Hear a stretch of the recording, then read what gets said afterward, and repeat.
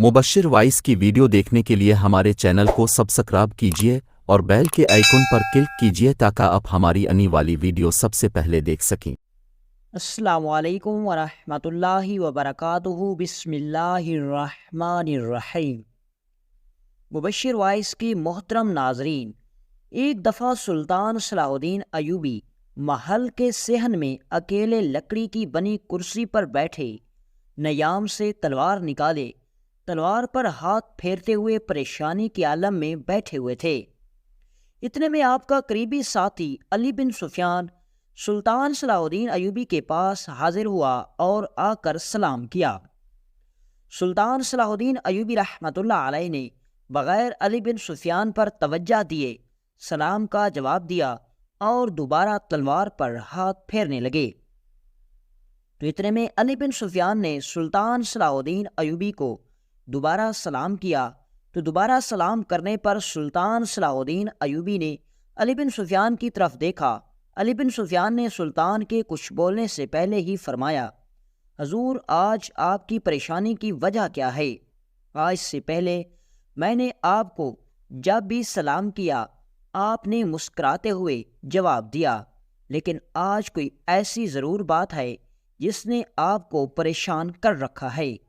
तो सुल्तान सलाहुद्दीन अयूबी रहमतुल्लाह अलैह ने फरमाया, ऐ अली, मेरी परेशानी आर्जी है, तुम बताओ तुम क्या करने आए हो? तो अली बिन सुफियान ने कहा, सुल्तान मुअज्जम, आप हफ्ते में एक दिन भेष बदलकर शहर का दौरा करने के लिए जाते हैं और आज आपने किसी भी जिरगे में मुशावरत नहीं करनी, लिहाजा आज अगर आप भेष बदलकर तैयार हो जाएं तो हम शहर का दौरा करने चलते हैं। ये सुनकर सुल्तान सलाहुद्दीन अयूबी ने हाँ में सर हिलाया। तो अली बिन सुफियान ने सिपाहियों को हुक्म दिया कि 4 सिपाहियों को भेष बदलने का हुक्म दो और सुल्तान सलाहुद्दीन अयूबी और मेरे लिए एक आम लिबास तैयार करो।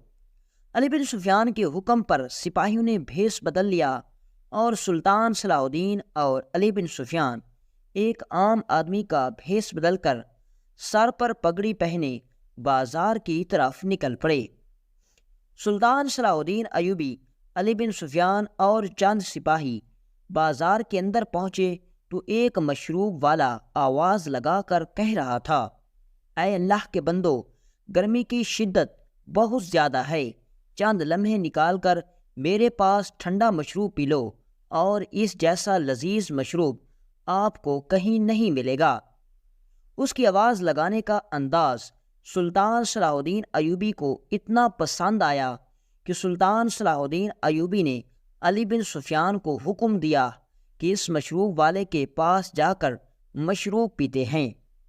ये सुनकर अली बिन सुफियान ने कहा, हजूर, अगर इस बाज़ार के अंदर कहीं किसी को शक हो गया कि इस भेष के अंदर वक्त का सुल्तान है तो हालात बिगड़ सकते हैं। तो सुल्तान सलाहुद्दीन अयूबी ने कहा, कुछ नहीं होता, चलो उस मशरूब वाले के पास जाकर मशरूब पीते हैं। सुल्तान सलाहुद्दीन अयूबी और अली बिन सुफियान और दीगर सिपाही उस मशरूब वाले के पास पहुंच गए। मशरूब वाले ने एक साथ इतने गाहकों को आता हुआ देखा तो बड़ा खुश हो गया और लकड़ी के बने हुए खूबसूरत बर्तनों में मशरूब डालने लगा। सुल्तान सलाहुद्दीन अयूबी रहमतुल्लाह अलैह उसके पास जाकर मशरूब वाले के पास बैठ गए और उस मशरूब वाले का ठंडा और लजीज मशरूब पीने लगे। सुल्तान सलाहुद्दीन अयूबी मशरूब पी रहे थे। इतने में सुल्तान सलाहुद्दीन अयूबी ने देखा कि उस मशरूब वाले की दुकान के सामने एक ताजिर की दुकान है जो कि एक 8 साल के लड़के को बुरी तरह तशद्दुद का निशाना बना रहा है। अली बिन सुफियान उस ताजिर की तरफ लपकने ही लगा था कि सुल्तान सलाहुद्दीन अयूबी ने हाथ से अली बिन सुफियान को पकड़ लिया और कहा, आराम करो। सुल्तान सलाहुद्दीन अयूबी का इशारा समझकर अली बिन सुफियान वहीं बैठ गए। सुल्तान सलाहुद्दीन अयूबी ने थोड़ी देर बाद देखा कि वो ताजिर उस लड़के को बुरी तरह मारने लगा। तो इतने में सुल्तान सलाहुद्दीन अयूबी ने मशरूब वाले से पूछा, हजूर, ये नौजवान ताजिर इस लड़के को क्यों मार रहा है? ये लड़का इसका कौन है? तो ये देखकर وہ مشروب والا مسکرانے لگا اور کہا، سلطان معظم، یہ آئے دن کا معمول ہے، آج پہلی مرتبہ نہیں ہو رہا۔ سلطان صلاح الدین ایوبی نے کہا، مجھے آپ کی بات کی سمجھ نہیں آئی، بتاؤ اصل ماجرا کیا ہے؟ تو اس نے کہا، سلطان معظم، یہ تاجر بڑا ہی ظالم ہے، اور یہ جو لڑکا یہ جس پر تشدد کر رہا ہے یہ اس کا غلام ہے، پتہ نہیں اس نے اس کو کہاں سے خریدا، لیکن سلطان معظم، حیرت کی بات یہ ہے کہ یہ تاجر ہر صبح اس 8 سالہ لڑکے کو بری طرح تشدد کا نشانہ بناتا ہے اور اس کو اتنا مارتا ہے کہ اس کے زخموں سے خون نکلنے لگتا ہے، اور جب یہ تھک جاتا ہے تو پھر گرم پانی کر کے اس کے زخموں کو اپنے ہی ہاتھوں سے دھوتا ہے۔ زخموں کو دھونے کے بعد اپنے ہی ہاتھوں سے اس لڑکے کے زخموں پر مرہم لگاتا ہے۔ مرہم لگانے کے بعد پھر اس کو ایک آرام دہ بستر پر سلا دیتا ہے، اور اس کے بعد اس کے لیے ایک خاص قسم کا دودھ تیار کروایا جاتا ہے جس میں آدھے مقدار میں شہد ملایا جاتا ہے۔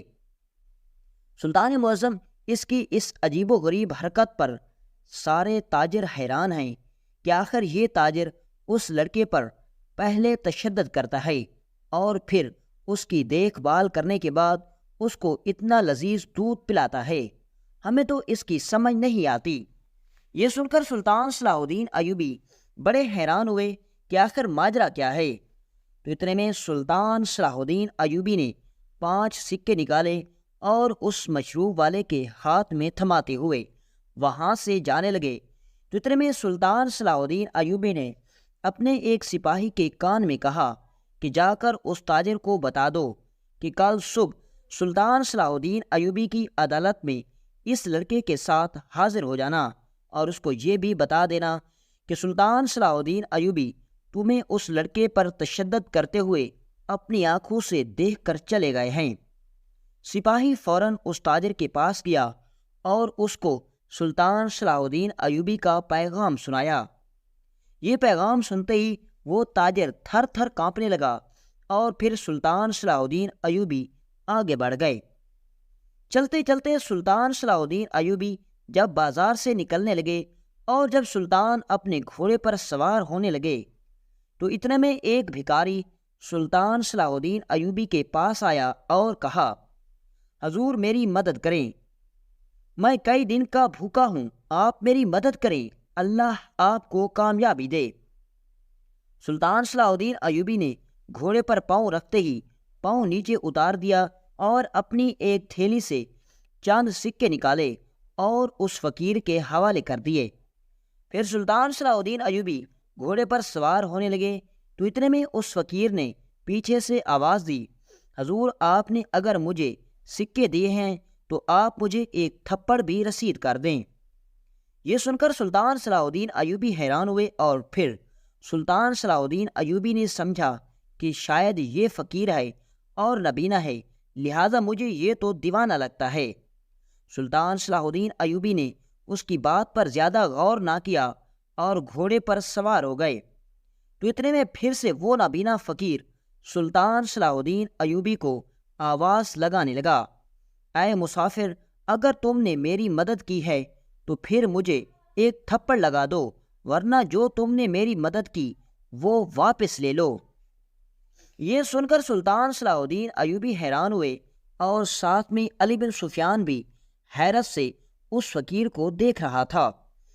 سلطان صلاح الدین ایوبی گھوڑے سے نیچے اترے اور پوچھا، بابا جی آپ نے پہلے مجھ سے بھیک مانگی، جب میں نے آپ کی مدد کی تو اب آپ کہہ رہے ہیں کہ میں آپ کو ایک تھپڑ رسید کروں، آخر وجہ کیا ہے؟ تو اس نے کہا، حضور یا تو آپ مجھے تھپڑ ماریں یا پھر اپنے سکے واپس لے لیں۔ یہ سن کر سلطان صلاح الدین ایوبی نے آہستہ سے ایک چھوٹا سا تھپڑ اس نابینا فقیر کے منہ پر مارا اور گھوڑے پر سوار ہو کر چلے گئے۔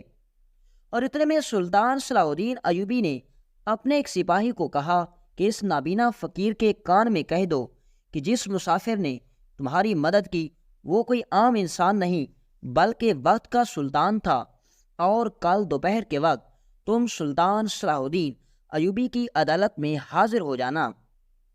جب نابینا فقیر نے سلطان صلاح الدین ایوبی کا پیغام سنا تو وہ بھی تھر تھر کانپنے لگا اور کہا، یہ مجھ سے کیا ہو گیا؟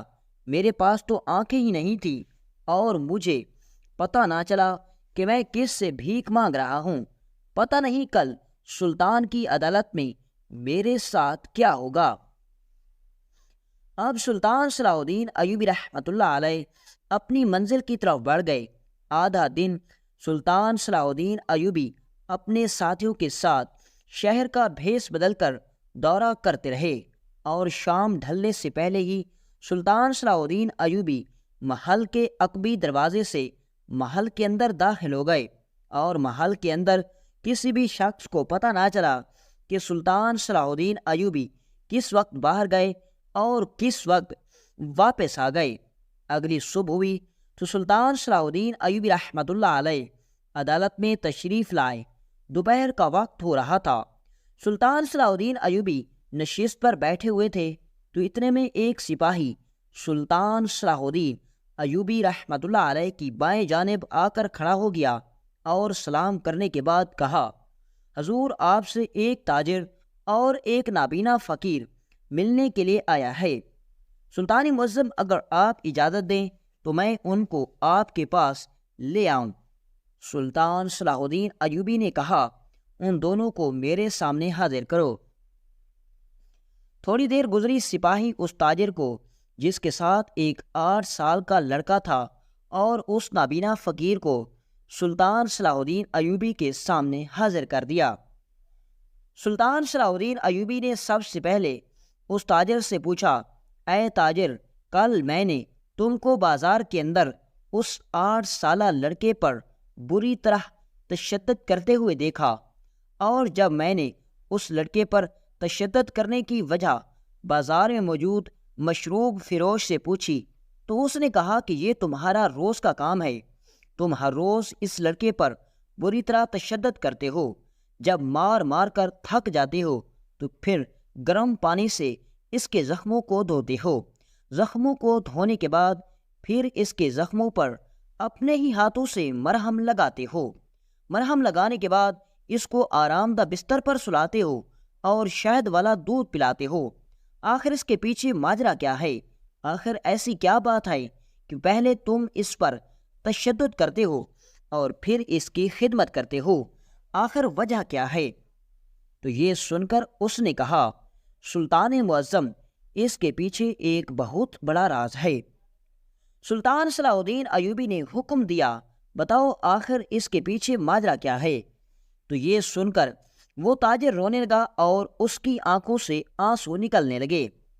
پھر وہ فرمانے لگا، سلطان معظم، آج سے 2 سال پہلے کی بات ہے کہ میں تجارت کے سلسلے میں دوسرے ملک گیا تو اس بازار کے اندر یہ مجھے لڑکا نظر آیا اور یہ غلاموں کی منڈیوں میں فروخت ہو رہا تھا۔ سلطان معظم، مجھے اس پر بہت ترس آیا اور میں نے اسے مہنگے داموں اس کو خرید لیا۔ سلطان معظم، جب قافلہ واپس شہر کی طرف لوٹنے لگا تو میں اس لڑکے کو اپنے ساتھ گھر لے آیا۔ ہم نے بازار کے اندر اپنا اپنا سامان رکھا اور اب اس 6 سالہ لڑکے کو لے کر گھر پہنچا تو میرے ساتھ اس لڑکے کو دیکھ کر میری بیوی اور میری اکلوتی بیٹی بہت خوش ہو گئے۔ سلطان معظم، اللہ تعالیٰ نے مجھے ایک خوبصورت بیٹی سے نوازا تھا اور میرا کوئی بیٹا نہیں تھا، اس لیے اس چھوٹے سے بچے کو دیکھ کر میری بیٹی اور میری بیوی بہت خوش ہو گئے۔ میری بیوی اس کو اپنے سکے بیٹے کی طرح رکھتی تھی اور میری بیٹی اس کو اپنے چھوٹے بھائی کی طرح پیار کرتی تھی۔ چند ماہ کے بعد میں نے اپنی بیٹی کو جب اپنے ایک دوست تاجر کے بیٹے کے ساتھ نکاح کر کے رخصت کر دیا تو میری بیٹی نے کہا، بابا، اس خوشی میں آپ میری ایک خواہش پوری کریں گے؟ تو میں نے کہا، جی ہاں بیٹی، آپ حکم تو کریں۔ تو اس نے کہا، بابا، آپ میرے چھوٹے بھائی کو میرے ساتھ میرے گھر بھیج دیں۔ میرا شوہر اپنے باپ کے ساتھ تجارت کے سلسلے میں آتا جاتا رہتا ہے اور میں وہاں اداس ہو جاؤں گی، اس لیے آپ اس کو میرے ساتھ بھیج دیں۔ سلطان معظم، میں نے اپنی بیٹی کی خواہش کو پورا کرتے ہوئے اس لڑکے کو اپنی بیٹی کے ساتھ بھیج دیا۔ وہ اس کو اپنے چھوٹے بھائی کی طرح سمجھتی تھی اور اس کے ساتھ بے انتہا محبت کرتی تھی۔ لیکن سلطان معظم، اس بچے کے اندر ایک غلط بات تھی کہ یہ رات کے وقت شرارت کرتے ہوئے ہر جانور کی آواز نکالتا تھا۔ کبھی تو یہ بلیوں کی آواز نکالتا، کبھی کتوں کی تو کبھی پرندوں کی، اور میری بیٹی اس کی اس شرارت سے کبھی خوش ہوتی اور کبھی اس کو منع کرتی۔ ایک دن دوپہر کے وقت میری بیٹی اپنے کمرے میں آرام فرما رہی تھی کہ اچانک اسے کتے کے چھوٹے سے بچے کے چلانے کی آواز سنائی دی۔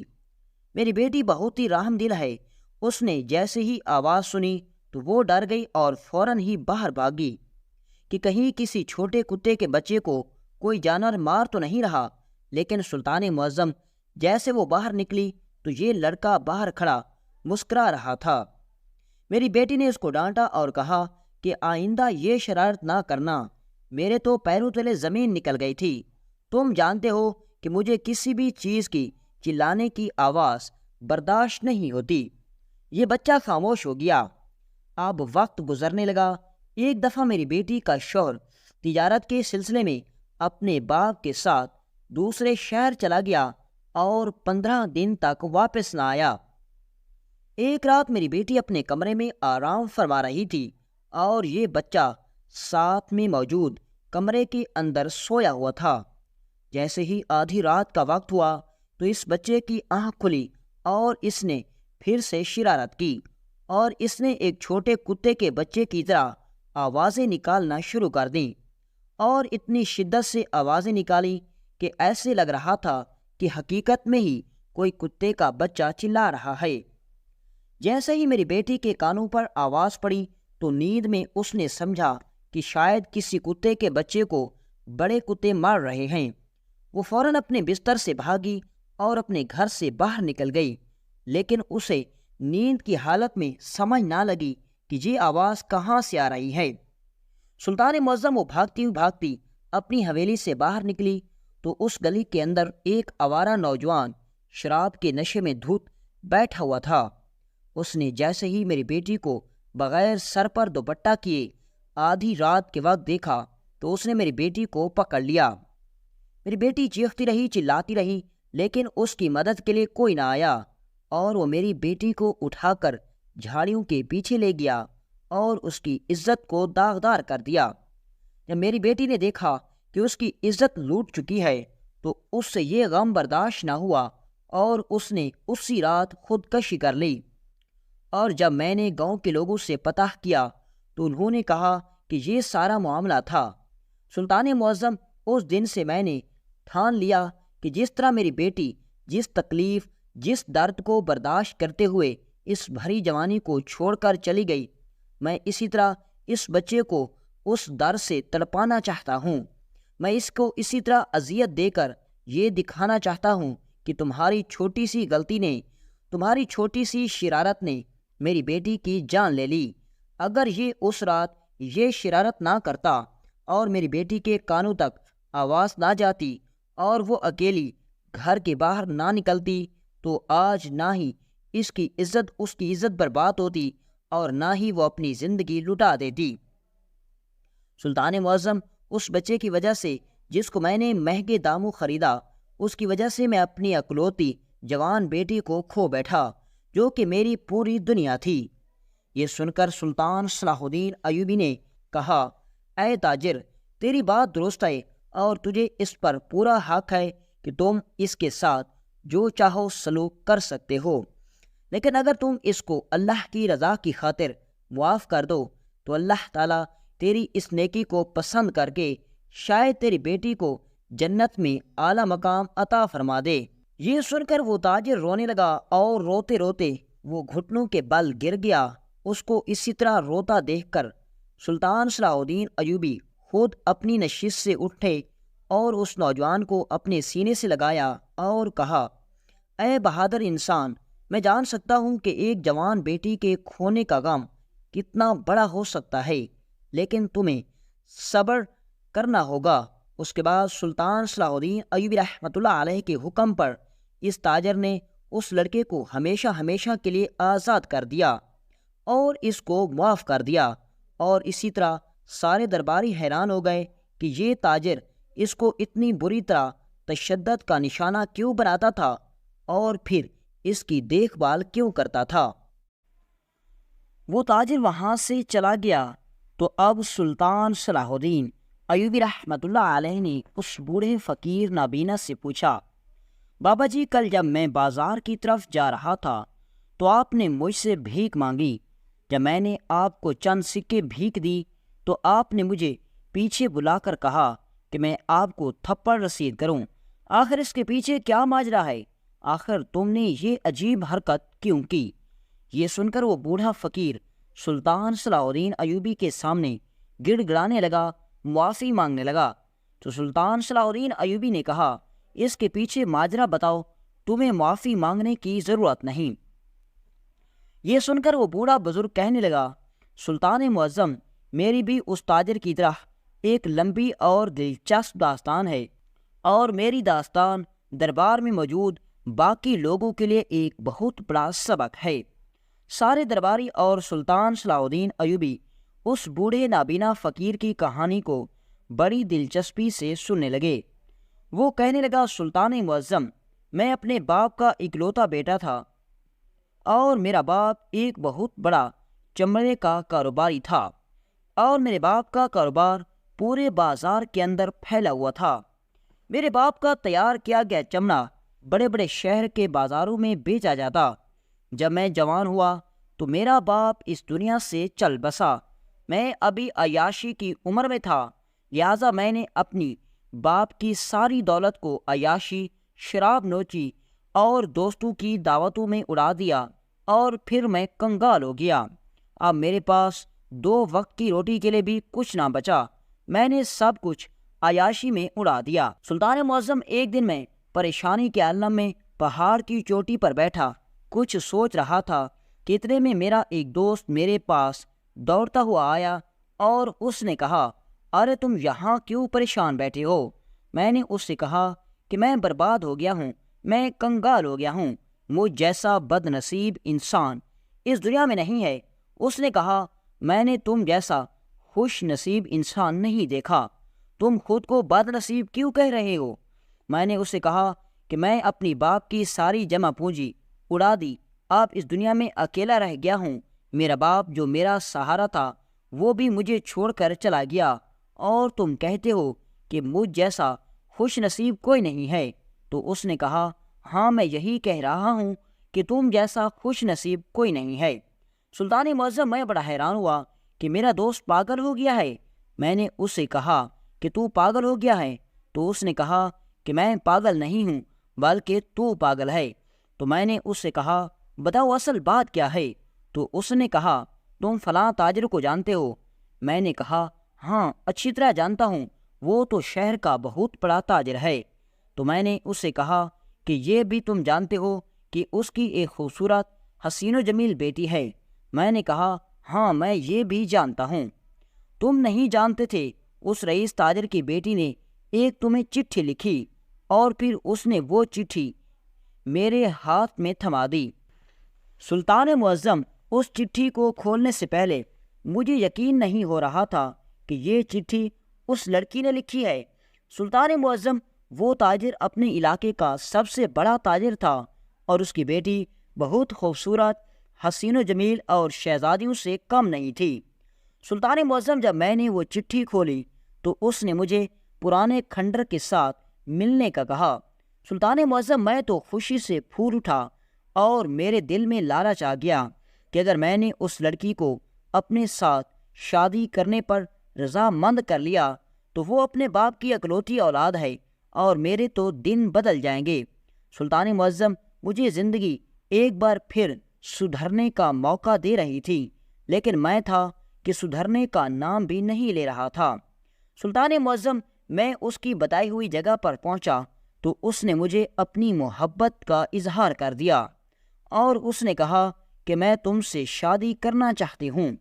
سلطان معظم، نہ ہی میرے پاس دولت تھی، نہ ہی میرے پاس شہرت تھی، بس وہ میرے حسن اور جوانی پر عاشق ہو گئی، کیونکہ سلطان معظم میں جوانی کے وقت بہت ہی خوبصورت نوجوان تھا اور اس لیے وہ لڑکی بھی مجھ پر دل ہار بیٹھی۔ میں نے اس سے کہا کہ تم اس بات کا ذکر اپنے باپ کے سامنے کرو، تو اس نے کہا کہ میں اپنے باپ کے ساتھ تمہارے اور میرے نکاح کی بات کروں گی۔ سلطان معظم اس لڑکی نے چند ہی دنوں کے اندر اپنے باپ کو میرے بارے میں بتا دیا اور میرے ساتھ نکاح کرنے پر رضامندی حاصل کر لی۔ سلطان معظم چند دنوں بعد میری اس لڑکی کے ساتھ دھوم دھام سے شادی ہو گئی۔ اب میں اس تاجر کا اکلوتا داماد اس کی ساری جائیداد کا مالک بن گیا اور اب میں ایک بار پھر کنگال سے مالدار بن گیا۔ لیکن سلطان معظم میرا لالچ پھر بھی ختم نہ ہوا۔ میرا سسر یعنی کہ میری بیوی کا باپ جہاں بھی جاتا مجھے اپنے ساتھ لے کر جاتا، کیونکہ اس کا کوئی اور بیٹا نہیں تھا۔ سلطان معظم ایک دفعہ اس کو ایک قلعے کے حاکم نے دعوت خاص پر بلایا، تو جب میرا سسر دعوت پر جانے لگا تو اس نے مجھے بھی ساتھ چلنے کو کہا۔ میں اپنے سسر کا حکم نہیں ٹال سکتا تھا، میں اس کے ساتھ چل پڑا۔ سلطان معظم ہم اندریاس قلعے کے حاکم کی دعوت پر قلعے کے اندر پہنچے تو اندریاس قلعے کے حاکم نے دعوت کے لیے خاص اہتمام کیا ہوا تھا۔ اس دعوت میں سینکڑوں اونٹ، خاص نسل کے دمبے ذبح کیے گئے تھے اور بہت اعلیٰ مٹھائی بھی تیار کی گئی تھی۔ سلطان معظم کھانا لگ گیا اور کھانا کھانے کے دوران میری اچانک ایک لڑکی پر نظر پڑی جو مجھے بار بار دیکھ رہی تھی۔ میں بڑا حیران ہوا اور پھر میں نے اپنے سسر کے ایک ملازم سے پوچھا کہ یہ لڑکی کون ہے، تو اس نے کہا یہ اس قلعے کے حاکم کی بیٹی ہے۔ سلطان معظم اس کے حسن اور اس کے لباس سے مجھے پہلے ہی اندازہ ہو گیا تھا کہ یہ کسی امیر آدمی کی بیٹی ہے، اور جب مجھے ملازم نے بتایا تو میرے پیروں تلے زمین نکل گئی۔ میں لڑکی کے ارادوں کو جان گیا تھا اور میں یہ بھی جان گیا تھا کہ وہ بھی مجھ پر فدا ہو گئی ہے۔ سلطان معظم میں نے اس لڑکی کو آنکھوں کے اشارے سے ایک طرف ملنے کا حکم دیا۔ سلطان معظم میں اس دعوت سے تھوڑا ایک طرف ہو گیا تو وہ لڑکی وہاں آ گئی۔ میں نے اسے کہا کہ تم مجھے دیکھ رہی تھی۔ اس نے کہا کہ میں تمہیں دل دے بیٹھی ہوں اور میں تجھے پسند کرنے لگی ہوں۔ میں نے زندگی میں پہلی بار کسی نوجوان کو اتنی شدت سے چاہا ہے، لہذا تم انکار مت کرنا۔ میں نے اس سے کہا کہ میں شادی شدہ ہوں اور جو تاجر جو کہ آپ کے بابا کی دعوت کا خاص مہمان ہے اس کا داماد ہوں۔ تو قلعے دار کی بیٹی نے کہا مجھے کسی بات کی پرواہ نہیں، اور تم میرے باپ کی طاقت کو نہیں جانتے، وہ اس پورے علاقے کا حاکم ہے، تمہارا سسر تو ایک چھوٹا سا تاجر ہے۔ سلطان معظم اس لڑکی نے مجھے کہا کہ جتنا تیرے سسر کے پاس دولت ہے اتنی دولت، اتنے زور و جواہرات تو ہمارے گوداموں میں سڑ رہے ہیں۔ سلطان معظم میں لالچی تھا اور میں اس لڑکی کے لالچ میں آ گیا اور میرے دل میں لالچ جاگ گیا۔ مجھے تو اپنی قسمت پر شکر ادا کرنا چاہیے تھا، لیکن میرا لالچ بڑھتا ہی جا رہا تھا۔ سلطان معظم میں گھر واپس لوٹ آیا اور اس لڑکی کے بارے میں اور اس کی پیشکش کے بارے میں سوچنے لگا۔ میں سوچنے لگا کہ اگر میں اس تاجر کے پاس رہا تو ساری زندگی غلام بن کر رہنا پڑے گا۔ اگر میں قلعے دار کی بیٹی کے ساتھ شادی کر لیتا ہوں تو میں ایک حاکم کا داماد کہلاؤں گا۔ میں اب پورے گاؤں پر سرداری کروں گا اور ایک دن وہ حاکم مجھے اس قلعے کا حاکم بنا دے گا۔ سلطان معظم میرا لالچ بڑھتا جا رہا تھا اور میں نے اپنی پہلی بیوی کو دھوکہ دینے اور اس قلعے دار کی بیٹی کے ساتھ نکاح کرنے کا منصوبہ بنا لیا۔ میں نے دوبارہ حاکم کی بیٹی کے ساتھ ملاقات کی اور اس سے کہا کہ تم اپنے باپ کو میرے ساتھ نکاح کرنے پر رضامند کرو، میں تم سے شادی کرنے کے لیے تیار ہوں، میں تیری خاطر اپنی بیوی کو طلاق دے دوں گا۔ اور اس نے کہا کہ میرا باپ میری کوئی بھی بات نہیں ٹالتا، میں اپنے باپ کی اکلوتی بیٹی ہوں، تم بس ہاں کرو اور ابھی بھی قاضی کو بلا کر میرا باپ نکاح کروا دے گا۔ سلطان معظم وہ لڑکی مجھے اپنے باپ کے سامنے لے گئی اور ساری حال حقیقت بیان کر دی۔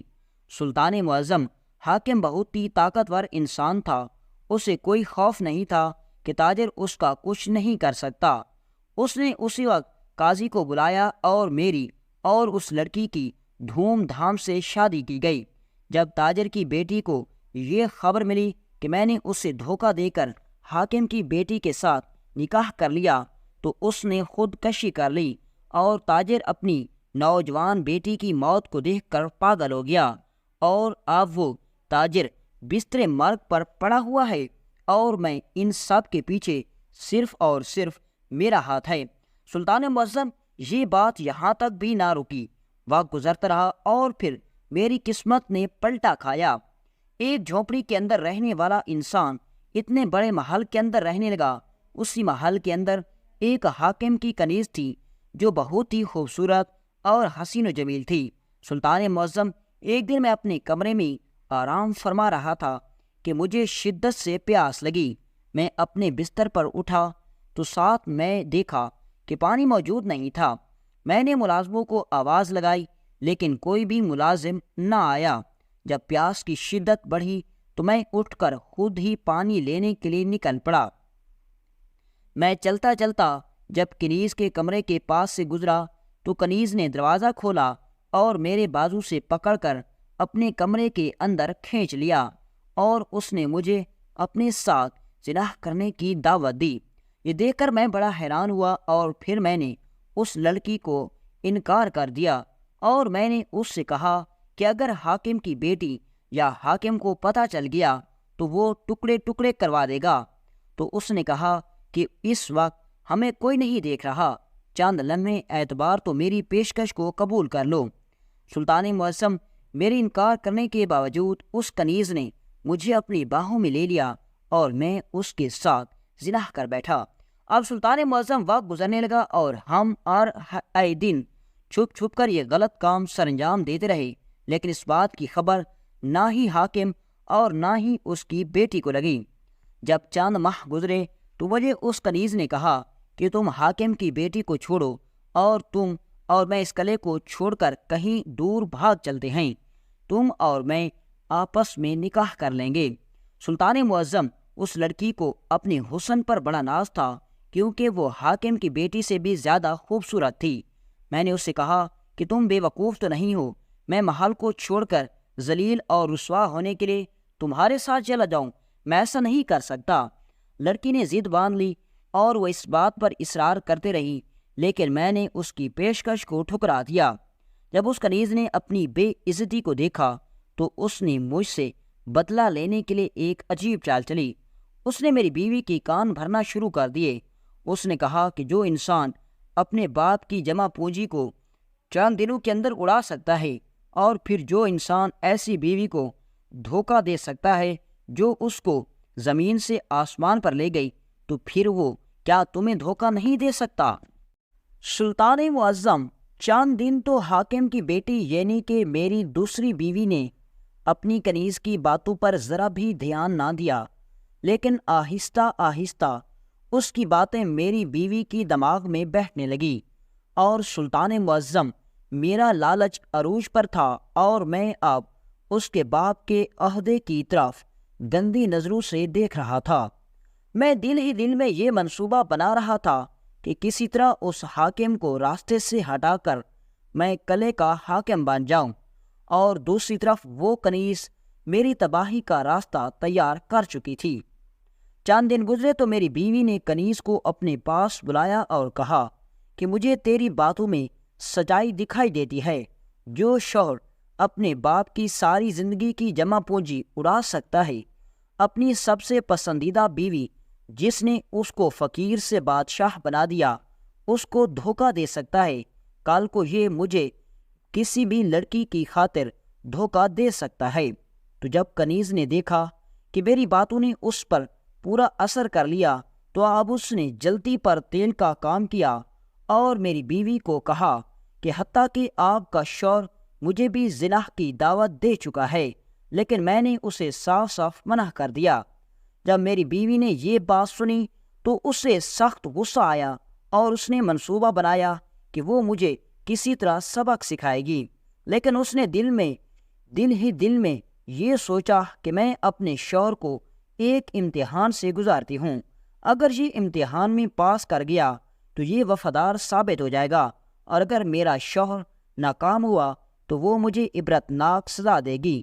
میں نہیں جانتا تھا کہ میری بیوی کے دماغ میں کیا چل رہا ہے۔ سلطان معظم بوربا قلعے کے حاکم کی بیٹی اندریاس قلعے کے حاکم کی بیٹی کی سہیلی تھی۔ میری بیوی نے اپنی سہیلی کو خط لکھا کہ تم اپنی چاند کنیزوں کے ساتھ اندریاس قلعے کے اندر سیر تفریح کے لیے آ جاؤ۔ وہ اس کی بہت گہری سہیلی تھی۔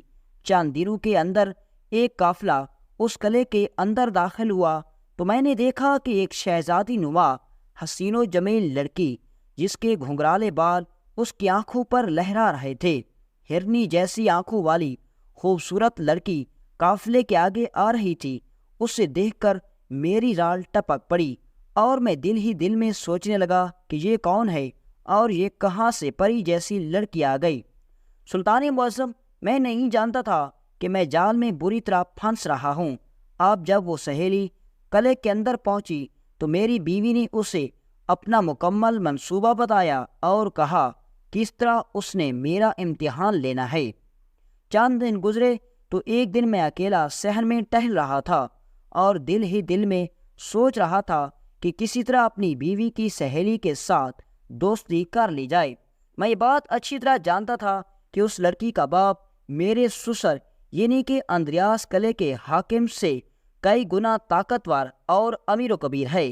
اب میں دل ہی دل میں سوچ رہا تھا کہ اگر کسی طرح شہزادی کے ساتھ دوستی کر کے اس کو اپنے جال میں پھنسا لوں تو میں اس شہر کا بہت بڑا طاقتور آدمی بن جاؤں گا۔ سلطان معظم، میں صحن میں ٹہل رہا تھا کہ وہی شہزادی میرے پاس آئی اور اس نے کہا، اے نوجوان، میں پورے قلعے کے اندر بازار کے اندر گئی لیکن تم جیسا حسین و جمیل نوجوان نہیں دیکھا، اور تم جیسے حسین و جمیل نوجوان کے ساتھ دوستی کرنا میرے لیے اعزاز کی بات ہوگی۔ سلطان معظم، میں نہیں جانتا تھا کہ جو میں چاہ رہا تھا وہ لڑکی میری زبان بول رہی تھی۔ میں نے اسے اس کی فوراً پیشکش کو قبول کر لیا اور میں نے اس کی دوستی کی طرف ہاتھ بڑھا دیا۔ سلطان معظم، چند دنوں کی دوستی محبت میں تبدیل ہو گئی اور میں اپنی بیوی سے چھپ چھپ کر آدھی رات کو اس سے ملنے لگا۔ لیکن سلطان معظم، اس لڑکی نے مجھے کبھی اپنے قریب نہیں آنے دیا۔ بس وہ یہی کہتی کہ جب ہم دونوں نکاح کر لیں گے تو پھر ہم ایک دوسرے کے ساتھ اپنی خواہشات کو پورا کریں گے، اس سے پہلے میں تمہیں چھونے نہیں دوں گی۔ اور میں بھی بس انتظار کر رہا تھا کہ کب اپنی بیوی سے جان چھڑا کر اس شہزادی کے ساتھ نکاح کر لوں گا۔ چند دن میں نے انتظار کیا اور میں نے شہزادی کو کہا کہ میں اب تم سے نکاح کرنا چاہتا ہوں اور اپنی بیوی سے جان چھڑانا چاہتا ہوں۔ تو شہزادی نے کہا کہ میں بھی یہی سوچ رہی ہوں، لہذا اگر میں اپنے باپ کے پاس جا کر تیرا ذکر کیا، میرا باپ کبھی نہیں مانے گا۔ وہ تیرے سسر یعنی کہ تیری بیوی کے باپ جیسا بالکل نہیں ہے۔ میرا باپ بڑا غصے والا ہے۔ میرے پاس ایک ترکیب ہے جس سے ہم دونوں ایک ہو سکتے ہیں۔ میں نے کہا، کون سی ترکیب؟ تو شہزادی نے کہا، تم ابھی اور اسی وقت ایک قاضی کو بلاؤ، ہم بازار کے سرائے میں بیٹھ کر نکاح کر لیتے ہیں، اور جب ہم نکاح کر کے اپنے قلعے کے اندر لے جاؤں گی تو میرے باپ کے پاس تمہیں اپنانے کے علاوہ اور کوئی اپنے داماد بنانے کے علاوہ اور کوئی چارہ نہیں ہوگا۔ میں بڑا خوش ہو گیا اور میں نے اسی وقت قاضی کو پیغام بھیجا۔ قاضی بھی انعام کے لالچ میں دوڑتا ہوا بازار کے سرائے میں پہنچا۔ گواہ حاضر ہو گئے اور قاضی صاحب میرا اس سرائے کے اندر چھپ کر نکاح پڑھا رہے تھے۔ کوئی نہیں جانتا تھا کہ سرائے کے اندر میں اس لڑکی کے ساتھ نکاح کرا رہا ہوں۔ سلطان معظم، جیسے ہی قاضی صاحب نے نکاح شروع کیا تو اتنے میں قلعے کا حاکم یعنی کہ میرا سسر اور میری بیوی اپنے سپاہیوں کے ساتھ وہاں پہنچ گئی۔ میری بیوی نے جب مجھے قاضی کے ساتھ دیکھا تو وہ سخت غصے میں آ گئی اور اس نے آتے ہی قاضی کے ہاتھ سے قاضی کو اٹھایا، قاضی کے چہرے پر تھپڑ رسید کرتے ہوئے قاضی کو وہاں سے بھگا دیا۔ اور پھر شہزادی نے میری بیوی کے سامنے کہا، تمہارا شوہر تیرے امتحان میں ناکام ہو گیا۔ جیسے ہی میں نے اس کو نکاح کا لالچ دیا تو یہ میرے حسن میں پاگل ہو کر تجھے بھی دھوکہ دے رہا تھا اور یہ مجھ سے نکاح کرنے والا تھا۔ تمہارا منصوبہ کامیاب ہو گیا۔ یہ سن کر میرے پیروں تلے زمین نکل گئی کہ یہ سب کچھ حقیقت نہیں تھا بلکہ میری بیوی کا بچھایا ہوا جال تھا۔ اس شہزادی کا میرے قریب آنا اور پھر نکاح چھپ کر کرنے کی ساری ترکیب کے پیچھے میری بیوی کا ہاتھ تھا۔ جب میں نے دیکھا کہ میری ساری حقیقت کھل چکی ہے تو اب مجھے اپنی موت سامنے دکھائی دے رہی تھی۔ لیکن میری بیوی نے کہا، اگر میں نے تجھے ابھی یہاں قتل کر دیا تو یہ تمہارے لیے بہت کم سزا ہوگی، لہٰذا میں تمہیں ایسی سزا دوں گا کہ تم اس دھرتی پر زندہ رہ کر دوسرے عیاش نوجوانوں کے لیے نشان عبرت بنو گے۔ سلطان معظم اس نے اسی وقت ایک زہریلی جڑی بوٹیوں سے بنی ہوئی دوا میرے چہرے پر چھڑکی اور اسی وقت وہ دوا میری آنکھوں میں داخل ہوئی اور میں اندھا ہو گیا۔ اب میری آنکھیں ہمیشہ ہمیشہ کے لیے چلی گئی۔ اب شہزادی نے سپاہیوں کو حکم دیا کہ اس کو اتنا مارو کہ اس کے آنگ آنگ دکھنے لگیں، اور جب یہ تشدد برداشت نہ کرے تو اس سے کہنا کہ یہ مجھے طلاق دے دے۔ سلطان معظم، جب مجھے سپاہیوں نے 2 کوڑے لگائے تو میں نے فوراً اس حاکم کی بیٹی کو طلاق دے دی اور اسے کہا کہ میری یہی سزا ہے، تم مجھے جانے دو۔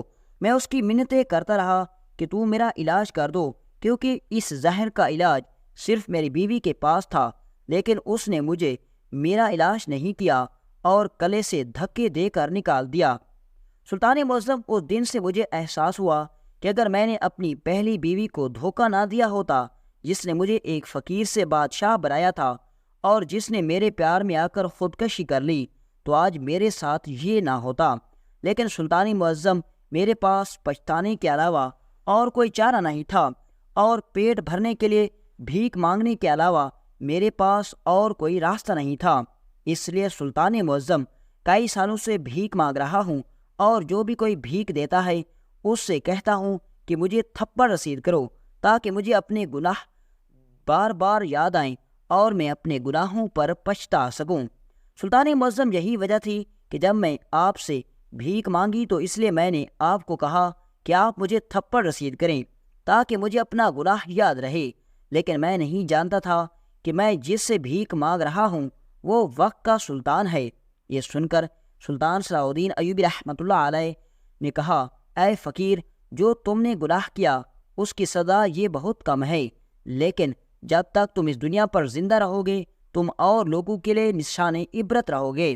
اس کے بعد سلطان صلاح الدین ایوبی رحمۃ اللہ علیہ نے اس بوڑھے فقیر کو محل سے جانے کا حکم دیا، اور اسی طرح سلطان صلاح الدین ایوبی رحمۃ اللہ علیہ نے اس تاجر کو اس لڑکی کے اوپر تشدد کرنے اور پھر اس کی خدمت کرنے کے پیچھے بھی راز جان لیا، اور بھیک دینے پر تھپڑ مارنے کے پیچھے بھی سلطان صلاح الدین ایوبی نے راز معلوم کر لیا۔